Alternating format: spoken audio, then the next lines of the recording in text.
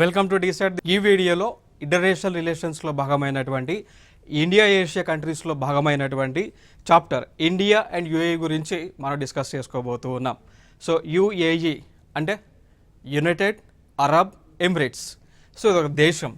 So Asian దేశాలలో Asian కంట్రీస్లో one of the country United Arab Emirates. So ఈ దేశము ఎందుకు డిస్కస్ చేస్తున్నాము అంటే భారతదేశంతో చాలా ఒప్పందాలు చేసుకొని ఉండటం జరిగింది. అదేవిధంగా కల్చరల్ పరంగా, హిస్టారికల్ పరంగా, ఎకనామిక్ పరంగా ఈ దేశం మనతో చాలా ఇంపార్టెంట్ అయినటువంటిది. అదేవిధంగా కొన్ని ఆ దేశంలో మనం ఆయిల్ అనేటువంటిది ఎక్స్ప్లోర్ చేస్తూ ఉన్నాం. సో ఇవన్నీ ముఖ్యమైనటువంటి అంశాల సందర్భంగా మనం వాళ్ళతో అందుకోసమే మనం ఇప్పుడు ఈ వీడియోలో డిస్కస్ చేయడం జరుగుతోంది. అదేవిధంగా దీనిపైన క్వశ్చన్స్ కూడా రావటం జరిగింది. సో అది మెయిన్ ఇంపార్టెంట్ ఇక్కడ. So India and UAE relations ఇక్కడ. సో ఇక్కడ మనకు చూసుకున్నట్లయితే మరి రెండు దేశాలకు మధ్య ఈ యొక్క దౌత్య సంబంధాలు అనేటువంటివి ఏ సంవత్సరంలో ఎప్పుడు ఏర్పడ్డాయి అన్నప్పుడు 1972లో ఏర్పాటు అవడం జరిగింది. ఇప్పుడు గతంలో మనం చూస్తున్నాం ఏ విధంగా ఇండియా నేపాల్కి మధ్య దౌత్య సంబంధాలు ఏర్పడినాయి, ఇండియాకి చైనాకి మధ్య, ఇండియాకి పాకిస్తాన్కి మధ్య ఏ విధంగా దౌత్య సంబంధాలు అనేటువంటివి ఉన్నాయో అదేవిధంగా ఇండియాకి యుఏఈకి మధ్య కూడా దౌత్య సంబంధాలు అనేటువంటివి, డిప్లొమాటిక్ రిలేషన్షిప్స్ అనేటువంటివి ఉండటం జరిగింది. సో 1972 నుంచి భారత్ మరియు యుఏఈ మధ్య దౌత్య సంబంధాలు, డిప్లొమాటిక్ రిలేషన్షిప్స్ అనేటువంటివి మొదలైనాయి. సో దాని తర్వాత సంవత్సరంలో జరిగినటువంటి అంశం ఏంటి అంటే 1973లో మరి ఇండియన్ గవర్నమెంట్ ఏం చేసింది, ఇండియాకి చెందినటువంటి ఇండియన్ గవర్నమెంట్ ఇండియాకి చెందినటువంటి ఇండియన్ ఎంబసీని యుఏఈలో ఒక ఇంపార్టెంట్ నగరంలో, సో దాని పేరు అబుధాబి అండి, ఈ యొక్క ఎంబసీని ఏర్పాటు చేశారు. సో 1973లో ఇండియన్ గవర్నమెంట్ అబుధాబి నగరంలో, యుఏఈకి సంబంధించిన అబుధాబి నగరంలో ఎంబసీని ఏర్పాటు చేశారు. సో అప్పటి నుంచి కూడా ఈ యొక్క ఆ రెండు దేశాల మధ్య రాకపోకలు అనేటువంటివి జరుగుతూ ఉన్నాయి. అప్పటి నుంచే పరస్పరంగా అన్ని విధాలుగా అంటే ఎకనామిక్ పరంగా కూడా, పొలిటికల్ పరంగా కూడా ఒకరికొకరు సపోర్ట్ చేసుకుంటూ వస్తూ ఉన్నారు.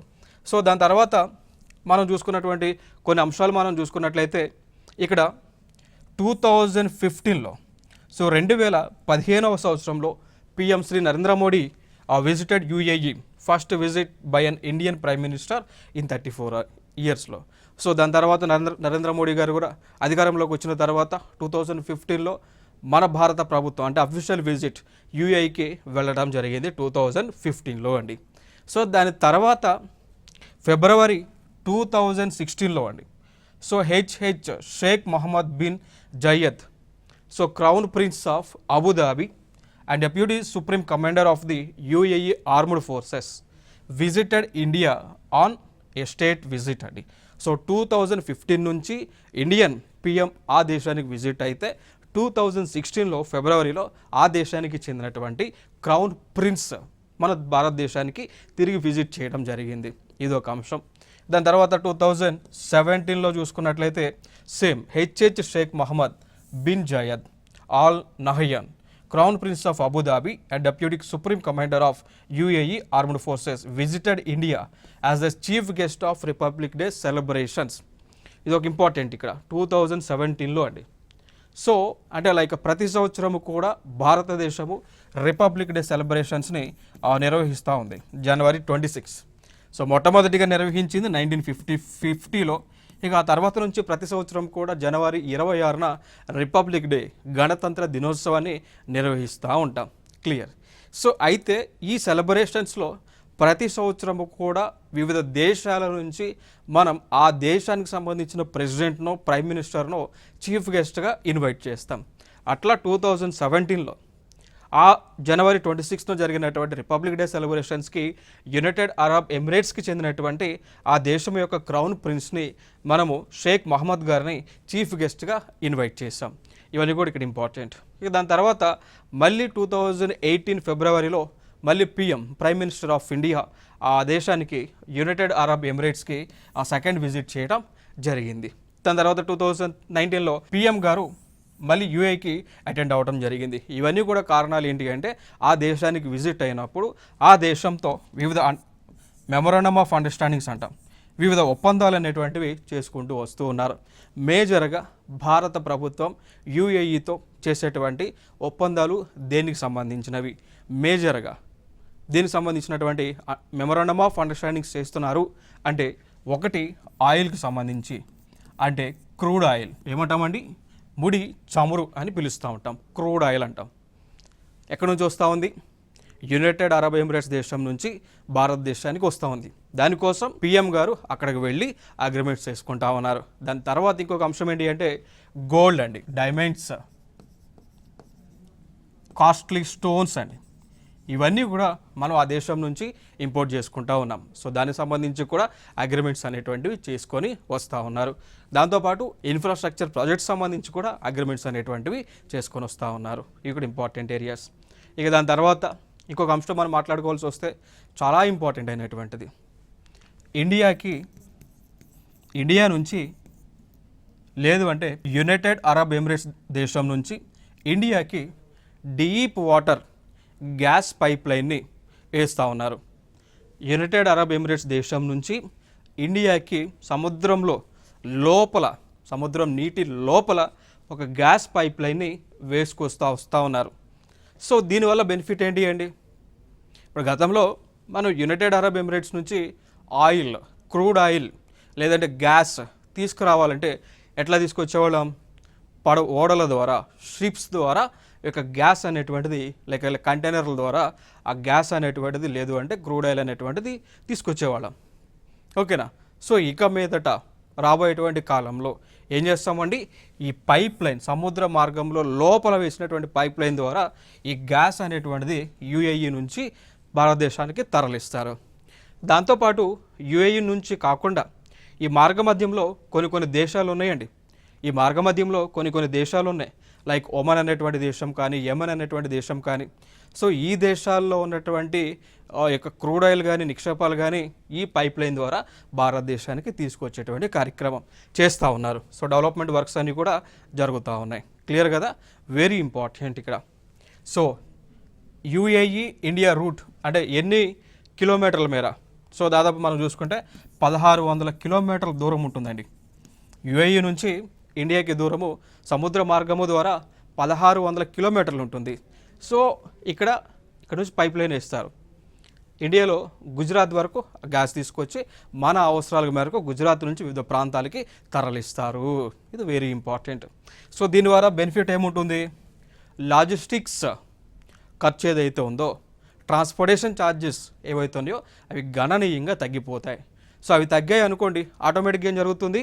భారతదేశంలో petrol prices, diesel prices, gas prices తగ్గుతాయి. ఇప్పుడు ఎందుకంటే ఒక సరుకులను, వస్తువులను ఒక ప్రాంతం నుంచి ఇంకో ప్రాంతానికి రవాణా చేసినప్పుడు దానిపైన అడిషనల్గా ఏమేస్తారండి? ట్రాన్స్పోర్టేషన్ ఛార్జెస్ వేస్తారు, లేబర్ ఛార్జెస్ వేస్తారు, సెస్ అనేటువంటిది వేస్తూ ఉంటారు. సో అవన్నీ లేకుండా డైరెక్ట్ గ్యాస్ అనేటువంటిది ఇట్లా వస్తూ ఉంది పైప్ లైన్ ద్వారా. సో రవాణా ఛార్జీలు కాస్త తగ్గుతాయి కదా. అప్పుడు తగ్గినప్పుడు దాని రేటు, దాని యొక్క ప్రభావం అనేటువంటిది దేనిపైన ఉంటుంది? ఆయిల్ పైన, పెట్రోల్ పైన, క్రూడ్ ఆయిల్ పైన, వాటిపైన ప్రభావం ఉంటుంది. సో అప్పుడు వాటి తక్కువ రేటుకి ఇవ్వచ్చు కదా. సో అది ఇక్కడ బెనిఫిట్స్ అండి. సో అందుకు ఇండియా యుఏఈతో ఆ రిలేషన్షిప్స్ అనేటువంటివి కంటిన్యూ చేస్తూ ఉన్నారు. ఇక దాని తర్వాత ఇంకొక అంశం ఏంటి అంటే ఫిబ్రవరి 2024 సంవత్సరంలో నరేంద్ర మోడీ గారు ఆ దేశ పర్యటనకు వెళ్ళారండి. సో వెళ్ళినప్పుడు అక్కడ ఒక హిందూ దేవాలయాన్ని ఆయన ఓపెన్ చేశారు. ఓకేనా? సో ఇక్కడ అబుదాబిలోని శ్రీ అక్షర పురుషోత్తం స్వామినారాయణ్ సంస్థ వాళ్ళు నిర్మించినటువంటి శ్రీ అక్షర పురుషోత్తం స్వామినారాయణ్ సంస్థ వాళ్ళు నిర్మించినటువంటి ఒక హిందూ దేవాలయాన్ని అక్కడ ఇనాగ్రేట్ చేశారు. సో ఇది అంటే లైక్ యుఏఈలోనే మొట్టమొదటి హిందూ దేవాలయం. సో లైక్ అబుదాబిలో ఓపెన్ చేశారు. సో మొట్టమొదటి హిందూ దేవాలయం అబుదాబిలో ఉంది. ఇది యుఏఈ దేశంలో మొత్తం చూసుకుంటే ఫస్ట్ టెంపుల్గా, హిందూ టెంపుల్గా మనం చెప్పుకోవచ్చు. మరి ఎందుకు హిందూ టెంపుల్ని అక్కడ కన్స్ట్రక్ట్ చేస్తారు అంటే అక్కడ ఇండియన్స్ చాలామంది కూడా అబుదాబిలో నివసిస్తూ ఉన్నారు. దాంతోపాటు ఈ దేశము భారతదేశంతో ఆ ఫ్రెండ్లీ రిలేషన్షిప్స్ అనేటువంటివి కంటిన్యూ చేయాలి అనుకుంటుంది కాబట్టి రెండు దేశాల మధ్య ఈ యొక్క ఫ్రెండ్లీనెస్ అనేటువంటిది కంటిన్యూ అవ్వాలనేటువంటి ఉద్దేశంతో ఈ విధంగా టెంపుల్స్ అనేటువంటివి నిర్మించడం జరిగింది. ఇది ఒక ఇంపార్టెంట్ ఏరియా. ఇక దాని తర్వాత మనం మాట్లాడుకోవాల్సి వస్తే రెండు దేశాల మధ్య ఆర్థిక సంబంధాలకు సంబంధించి, సో ఎకనామిక్ టైస్ సంబంధించి మనం మాట్లాడుకోవాల్సి వస్తే దాదాపు 100 బిలియన్ డాలర్స్ మేర $100 బిలియన్ మేర వ్యాపార ఒప్పందాలు అనేటువంటివి చేయాలనుకుంటున్నారు. కొన్ని జరిగినాయి ఆల్రెడీ, కొన్ని ఇంకా చేయాలి, అడిషనల్గా చేయాలి అనేటువంటి ఒక టార్గెట్ అయితే పెట్టుకున్నారు. సో చూడండి ఇక్కడ, this agreement reflects the deep friendship, shared vision and trust between the two countries. I am sure this will usher in a new era in our economic relations and our business will grow from $60 billion. Our business will grow from $60 billion to $100 billion in the next 5 years అండి. So సింపుల్గా ఏంటి అంటే ఇంకా భారత ప్రభుత్వం యుఏఈతో ఈ యొక్క economic సంబంధాలు అనేటువంటి మెరుగుపరచుకోవాలనేటువంటి ఉద్దేశంతో ఉంది. సో ఇప్పుడు ఈ రెండు దేశాల మధ్య ఈ బిజినెస్ ఎట్లా ఉంది అంటే దాదాపు $60 బిలియన్ మేర ఉంది. 60 నుంచి 100కి పెంచాలనేటువంటి $100 బిలియన్ మేర వ్యాపారం చేయాలనేటువంటి ఒక ఉద్దేశాన్ని, ఒక టార్గెట్ని అయితే పెట్టుకున్నారు. క్లియర్ కదా. ఎక్కువగా ఫోకస్ చేస్తున్నటువంటి అంశాలు మనం చూసుకున్నాం అనుకోండి, ఇక్కడ చూడొచ్చు. Like areas of focus, India and UAE also issued a joint vision statement that outlined the future course of ties and highlighted areas of focus including enhancement of maritime cooperation. So ఫైనల్గా ఇక్కడ ఏమన్నారంటే ఇంకా మరి 60 నుంచి 100కు పెరగాలి, $100 billion మేర వ్యాపారం జరగాలి అంటే కావాల్సినటువంటి చర్యలు ఏంటి అండి? ముందుగా లా అండ్ ఆర్డర్ ఇష్యూస్ అనేటువంటి ఉండొద్దు, శాంతి భద్రత సమస్యలు అనేటువంటివి ఉండొద్దు, లా అండ్ ఆర్డర్ ఇష్యూస్ ఉండొద్దు. దానికి కావాల్సినటువంటి చర్యలు రెండు దేశాలు కలిసి తీసుకుంటాయి. టెర్రరిజం, సో ఉగ్రవాదం అనేటువంటిది ఉండకూడదు, దానికి కావాల్సిన చర్యలు రెండు దేశాలు కలిసి తీసుకుంటాయి. దాని తర్వాత వ్యవసాయ ఉత్పత్తులు, అంటే లైక్ వాళ్ళ దగ్గర యుఏఈ దగ్గర టెక్నాలజీ అయితే ఎక్కువగా ఉంది అండి. ఎడారి ప్రాంతంలో కూడా పంటలు పండించేటువంటి టెక్నాలజీ వాళ్ళ దగ్గర ఉంది. యుఏఈ వాళ్ళ దగ్గర ఎడారుల్లో కూడా పంటలను పండించేటువంటి టెక్నాలజీ వారి దగ్గర ఉంది. సో ఆ టెక్నాలజీని మనం అడాప్ట్ చేసుకొని మన భారతదేశంలో పంటలు లేనటువంటి ప్రాంతాల్లో కూడా పంటలు పండించేటువంటి కార్యక్రమాలు చేస్తూ ఉన్నాం. ఓకేనా. సో అట్లా ఆ విధంగా చేస్తేనే కదా ఈ మార్క్ అనేటువంటిది మనం రీచ్ అవ్వగలుగుతాం. భారతదేశంలో కూడా యుఏఈలో ఉన్న విధంగా ఎడారి ప్రాంతాలు ఉన్నాయండి. ఇప్పుడు ఫర్ ఎగ్జాంపుల్గా తీసుకుంటే రాజస్థాన్ ఎడారి ప్రాంతమే. అదేవిధంగా అదేవిధంగా ఆంధ్రాలో అనంతపూర్ ప్రాంతం అంతా కూడా ఎడారిగా మారుతూ ఉంది. విదర్భ ప్రాంతం కానీ, సౌరాష్ట్ర ప్రాంతాలు కానీ, ఇవన్నీ కూడా ఎడారి ప్రాంతాలుగా మారుతూ ఉన్నాయి వాతావరణ పరిస్థితుల వలన. ఆ ప్రాంతంలో కూడా అగ్రికల్చర్ ప్రొడక్టివ్ పెంచే విధంగా ఆ టెక్నాలజీని యుఏఈ నుంచి మన భారత ప్రభుత్వం అడాప్ట్ చేసుకుంటా ఉంది. సో ఇవి ఇంపార్టెంట్ ఏరియాస్ ఇక్కడ. ఇంకా ఫర్దర్గా మనం చూసుకుంటే ఈ రెండు దేశాల మధ్య ట్రేడ్ అనేటువంటిది గణనీయంగా పెరుగుకుంటూ వస్తూ ఉంది. సో రెండు దేశాల మధ్య వాణిజ్య ఒప్పందం కానీ, వాణిజ్యం కానీ, ట్రేడ్ కానీ గణనీయంగా పెరుగుతూ వస్తూ ఉంది. ఇది ఒక పాజిటివ్ ఆస్పెక్ట్గా మనం మాట్లాడుకోవచ్చు.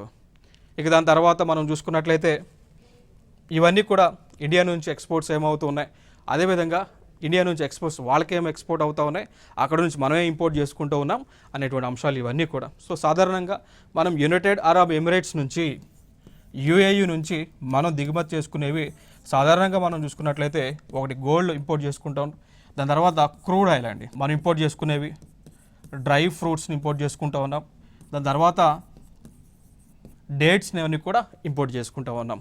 మరి భారతదేశం నుంచి యునైటెడ్ అరబ్ ఎమిరేట్స్కి, మరి ఇండియా నుంచి యునైటెడ్ అరబ్ ఎమిరేట్స్కి మనం ఏమేమి ఎగుమతి చేస్తూ ఉన్నాం? మనం ఎగుమతి చేసేవి ఫుడ్ ప్రొడక్ట్స్ అండి. వాళ్ళకి మనం ఎగుమతి చేసేవి ఎక్కువగా చూసుకుంటే వీట్, గోధుమలను, ఆయిల్లను, ఓకేనా.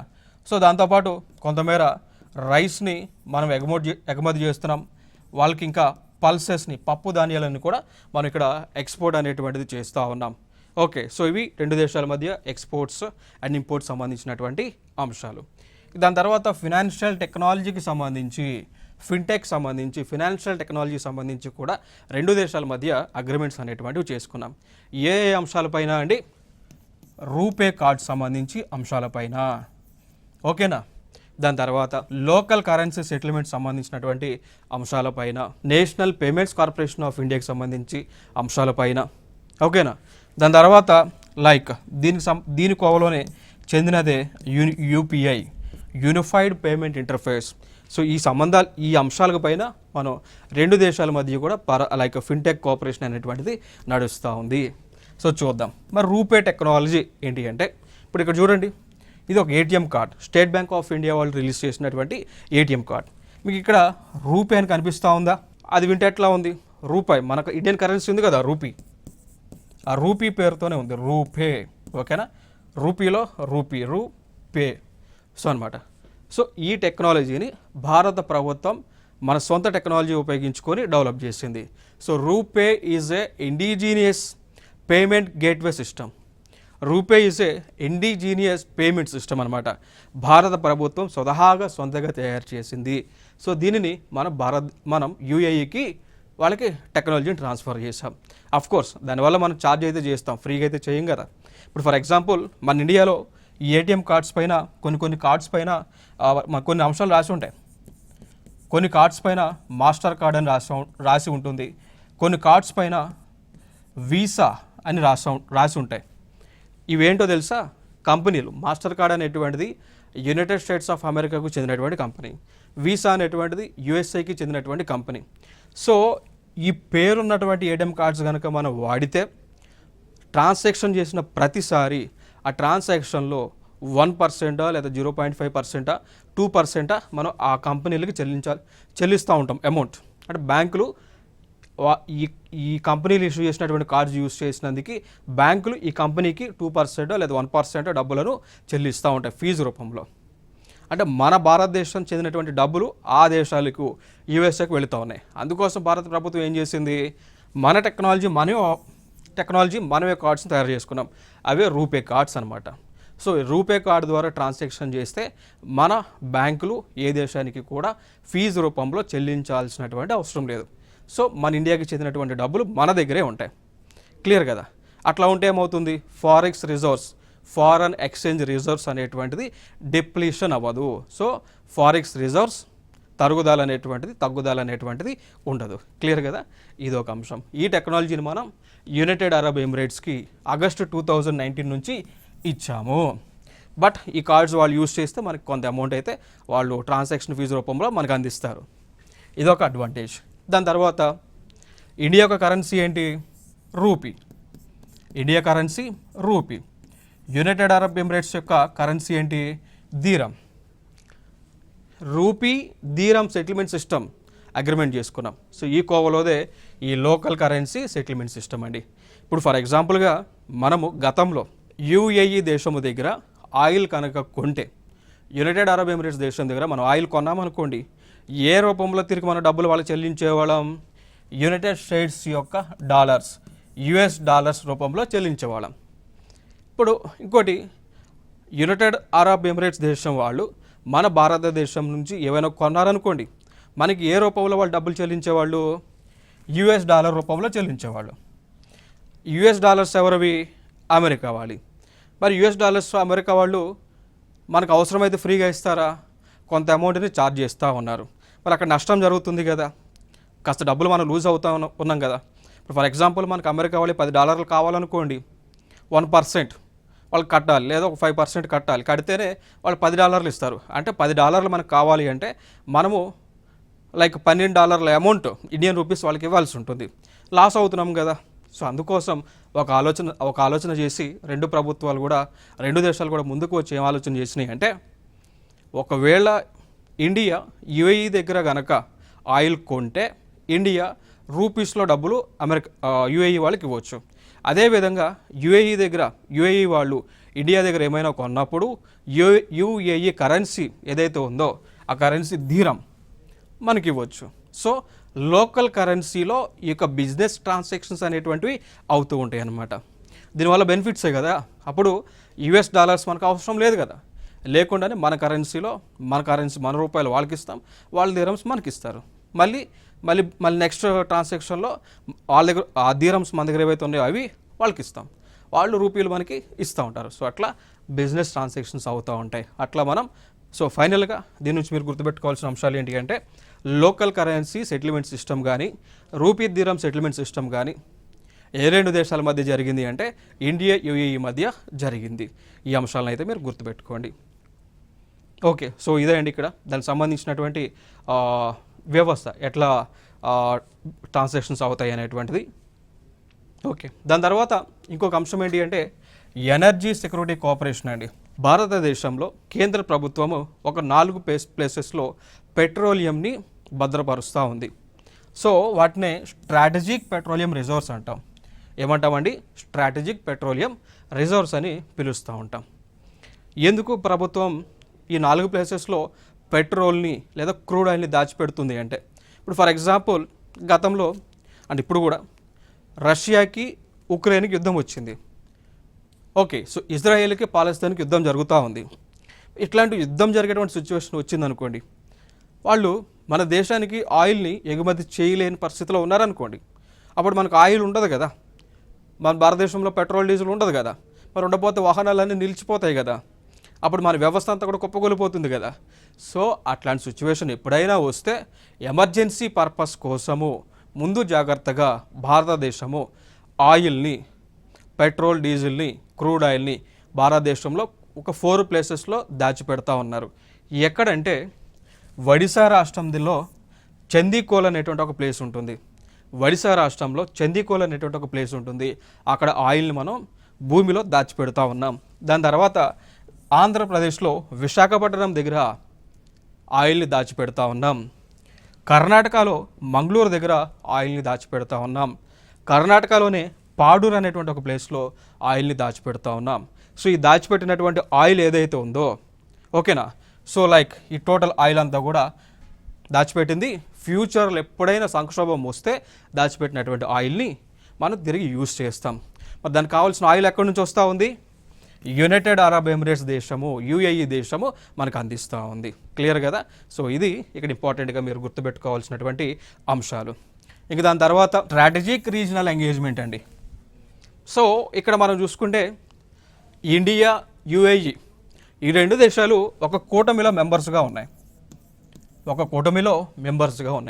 ఆ కూటమి ఏంటి అంటే India, Israel, United states of America, UAE. So దీన్ని బట్టి చెప్పండి, ఇండియా, యుఏఈ జాయింట్ మెంబర్స్ కదా I2E2లో. సో అట్లా ఇంపార్టెంట్ ఇక్కడ. దాని తర్వాత India, middle east, Europe economic కారిడార్లో. సో ఇదే అండి, చూడండి ఇక్కడ India, middle east, Europe economic కారిడార్లో కూడా 2 దేశాలు మెంబర్స్గా ఉన్నాయి. సో ఇక్కడ ఇండియా ఉంది, ఇక్కడ యుఏఈ ఉంది. ఓకేనా? సో ఇది స్ట్రాటజిక్ రీజనల్ ఎంగేజ్మెంట్గా మనం చెప్పుకోవచ్చు. మరి ఈ India, middle east, Europe economic కారిడార్లో ఇండియా, యుఏఈ కాకుండానే కొన్ని కంట్రీస్ ఉన్నాయి. అవి France, united Arab Emirates, Germany, Saudi Arabia, Italy, united Arab Emirates, European union. So ఈ దేశాలన్నీ కూడా ఉండటం జరిగింది. మరి ఈ విధంగా ఎకనామిక్ కారిడార్ ఏదైతే ఏర్పాటు చేసుకున్నారో దానివల్ల కలిగేటువంటి బెనిఫిట్స్ ఏంటో తెలుసా? ఒక ప్రాంతం నుంచి ఒక ప్రాంతానికి లాజిస్టిక్స్, సరుకుల రవాణా ఉంటుంది, గ్యాస్ రవాణా ఉంటుంది, పైప్ లైన్ వేస్తారు, కనెక్టివిటీ ఉంటుంది, రైల్ రూట్ వేస్తారు, ఓకేనా, ట్రేడ్ మ్యారిటైమ్ రూట్ ఉంటుంది, రోడ్వే ఉంటుంది. దీని ద్వారా ఏం జరుగుతుంది? వస్తువులు ఒక దేశం నుంచి ఇంకో దేశానికి, ఇంకో దేశం నుంచి ఇంకో దేశానికి రవాణా అనేటువంటిది చేయవచ్చు. దాని ద్వారా కలిగే బెనిఫిట్స్ ఏముంటాయండి? ఇప్పుడు ఒక ప్రాంతాన్ని ఇంకో ప్రాంతానికి కనెక్టివిటీ చేస్తే ఏమవుతుంది? అన్ని ప్లేసెస్ కూడా కనెక్టివిటీ అనేటువంటిది డెవలప్ అవుతుంది. కనెక్టివిటీ అనేటువంటిది డెవలప్ అయితే కలిగే బెనిఫిట్స్ ఏంటి? ప్రాపర్ ట్రాన్స్పోర్టేషన్, ప్రాపర్ రవాణా వ్యవస్థ అనేటువంటిది బాగా డెవలప్ అవుతుంది. ఎప్పుడైతే రవాణా వ్యవస్థ అనేటువంటిది డెవలప్ అవుతుందో దాని ద్వారా ఏమవుతుందండి? వాణిజ్యం, సో బిజినెస్ అనేటువంటిది డెవలప్ అవుతుంది. సో ఎప్పుడైతే బిజినెస్ అనేటువంటిది ఎక్కువగా మూమెంట్ ఉంటుందో, గూడ్స్ మూమెంట్ ఎప్పుడైతే ఉంటుందో అప్పుడు ఇండస్ట్రీస్ గ్రోత్ అనేటువంటిది ఎక్కువగా ఉంటుంది. సో పరిశ్రమల యొక్క డెవలప్మెంట్ అనేటువంటిది ఎక్కువగా ఉంటుంది. సో ఎప్పుడైతే పరిశ్రమలు అనేటువంటివి డెవలప్ అవుతాయో దాని ద్వారా ఎంప్లాయ్మెంట్ అనేటువంటిది ఎక్కువగా ఉంటుంది. ఒక ప్రాంతంలో ఒక పరిశ్రమని నిర్మించారనుకోండి, దానికి ఏం కావాలా? ఎంప్లాయీస్ కావాలి. సో ఎంప్లాయ్మెంట్ అనేటువంటిది ఉంటుంది. ఎప్పుడైతే ఒక ప్రాంతంలో ఎంప్లాయ్మెంట్ అనేటువంటిది ఎక్కువగా ఉంటుందో అప్పుడు ఏం జరుగుతుంది, పేదరిక నిర్మూలన అనేటువంటిది జరుగుతుంది, పావర్టీ అనేటువంటిది పోతుంది. ఎప్పుడైతే పావర్టీ పేదరిక నిర్మూలన జరుగుతుందో దాని ద్వారా ఏం జరుగుతుంది అండి, ఆ కుటుంబంలో విద్యా వ్యవస్థ పెరుగుతూ ఉంది. పేదరికం లేదనుకోండి, కావాల్సినటువంటి సఫిషియెంట్ ఫుడ్ ఉందనుకోండి, ఆ కుటుంబంలో ఉన్నటువంటి పిల్లలు చదువుకుంటారు. సో పిల్లలు చదువుకుంటే ఏమవుతుంది, లిటరసీ అనేటువంటిది, అక్షరాస్యత అనేటువంటిది పెరుగుతూ ఉంది. ఎప్పుడైతే లిటరసీ అనేటువంటిది పెరుగుతూ ఉందో, ఎప్పుడైతే పవర్టీ అనేటువంటిది తగ్గుతూ ఉందో దాని ద్వారా ఏం జరుగుతుందండి, ఎకనామిక్ వెల్ బీయింగ్నెస్ అనేటువంటిది పెరుగుతూ ఉంది. దానితో పాటు ఇంకేం పెరుగుతూ ఉంటుంది, ఆ ప్రజల యొక్క హెల్త్ అనేటువంటిది పెరుగుతూ ఉంది. ఇవన్నీ పెరిగితే ఏమవుతుంది, ఆ దేశం యొక్క గ్రాస్ డొమెస్టిక్ ప్రోడక్ట్ జీడిపి అనేటువంటిది గణనీయంగా పెరుగుతుంది అనమాట. సో ఇవన్నీ కూడా inter connected benefits important. So మీరు నేనేదైతే ఇన్ఫర్మేషన్ ఇచ్చానో ఈ ఇన్ఫర్మేషన్తో కంప్లీట్గా మీరు గ్రూప్ 1 మెయిన్స్ ఎగ్జామ్స్ రాసుకోవచ్చు. ఇదే కంటెంట్ యూపీఎస్సి మీరు మెయిన్స్ రాసినా కానీ ఈ కంటెంట్ని మీరు యూస్ చేసుకోవచ్చు. రైట్. సో దాని తర్వాత నెక్స్ట్ అంశం మనం చూసుకుంటే, మనకు తెలుసు కదా చైనా, మన పొరుగు దేశమే చైనా ఉంది. చైనా ఒక పాలసీని ఫాలో అవుతూ ఉంది. ఏ పాలసీ, చెక్ బుక్ డిప్లొమసీ అంట. చైనా దేశం ఏం చేస్తూ ఉంది అండి, చెక్ బుక్ డిప్లొమసీ అనేటువంటి ఒక పాలసీని ఫాలో అవుతూ ఉన్నారు. సో చెక్ బుక్ డిప్లొమసీ ఏంటి అంటే, ఈ చైనా ఏం చేస్తూ ఉంది అంటే, ఏ దేశము ఆర్థికంగా వీక్ అవుతుందో వాళ్ళ దగ్గరకు పోయి వాళ్ళకి డబ్బులు ఇస్తూ ఉంది.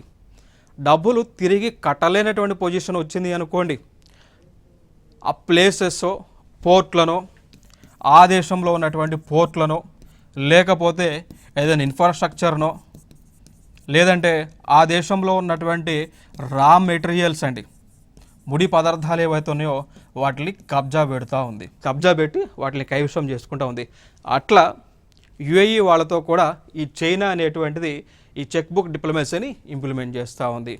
So UAE India already friendship, మధ్యలో చైనా ఎంటర్ అయ్యి ఇండియాకి నష్టపరిచేలాగా, ఇండియాకి నష్టం చేకూర్చేలాగా అనేక కార్యక్రమాలను చేస్తూ ఉంది. సో ఇదొక సవాళ్ళుగా మనం తీసుకోవచ్చండి. ఓకేనా. So China's cheque book diplomacy ఇదొక ఇంపార్టెంట్ ఇక్కడ. సో దాని తర్వాత ఇంకొక వ్యవస్థ, ఇంపార్టెంట్ వ్యవస్థ ఏంటి అంటే, ఇటీవల మన కరెంట్ అఫైర్స్లో కూడా ఉంది, కపాల వ్యవస్థ అండి. సో దీన్ని కపాల సిస్టమ్ అంటాం. Very important.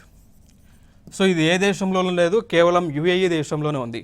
సో కపాల వ్యవస్థ లేదా కఫాల వ్యవస్థ. సో కపాల వ్యవస్థ ఏంటి అంటే ఆ దేశంలోనే ఉంది. ఎవరైనా కానీ ఆ దేశానికి వెళితే, ఎంప్లాయ్మెంట్ కోసం ఆ దేశానికి వెళితే, ఆ దేశంలోకి వెళ్ళిన తర్వాత వారి యొక్క పాస్పోర్ట్స్ని లాగేసుకొని ఆ వెళ్ళినటువంటి వారిని బానిసలుగా చూస్తూ, స్లేవ్స్గా చూస్తూ, వారికి శాలరీస్ ఇవ్వకుండా, ప్రాపర్ టైంలో వాళ్ళకి ఆ లీవ్స్ అనేటువంటి ఇవ్వకుండా మానవ హక్కుల ఉల్లంఘన చేసేటువంటి ఆ యొక్క సిస్టమే కఫాలా సిస్టమ్. ఓకేనా. సో ఇది ఒక న్యూస్లో ఉంది, వెరీ ఇంపార్టెంట్. సో కఫాలా సిస్టమ్ ఏ దేశంలో ఉంది, యునైటెడ్ అరబ్ ఎమిరేట్స్ దేశంలో ఉంది. సో దానికి వ్యతిరేకంగా ఆ దేశంలో చాలామంది ప్రజలు కూడా ఈ విధంగా ప్రొటెస్ట్లు అనేటువంటివి చేస్తూ ఉన్నారు, ఇంక్లూడింగ్ ఇండియన్స్ కూడా. ఆ దేశంలో ఉన్నటువంటి ఇండియన్స్ కూడా ఈ కఫాలా సిస్టానికి వ్యతిరేకంగా పనిచేస్తూ ఉన్నారు. ఓకేనా. సో ఇది ఒక ఇంపార్టెంట్ ఏరియాగా మనం గుర్తుపెట్టుకోవచ్చు. మరి యునైటెడ్ అరబ్ ఎమిరేట్స్లో మన భారతీయులు ఎంతమంది ఉన్నారు, ఎంతమంది పనిచేస్తూ ఉన్నారు అంటే 30 లక్షల మంది పైగా. సో యునైటెడ్ అరబ్ ఎమిరేట్స్ దేశంలో, ఆ దేశంలో ఉన్నటువంటి ఆయిల్ బావుల్లోనో, ఆ దేశంలో ఉన్నటువంటి ఎడారి ప్రాంతంలోనో దాదాపు 30 లక్షలకు పైగా భారతీయులు పనిచేస్తూ ఉన్నారు అండి. సో ఇది ఇండియాకి యుఏఈకి సంబంధించినటువంటి సంబంధాలు. సో నెక్స్ట్ వీడియోలో సరికొత్త అంశంతో మీ ముందుకు రావడం జరుగుతుంది.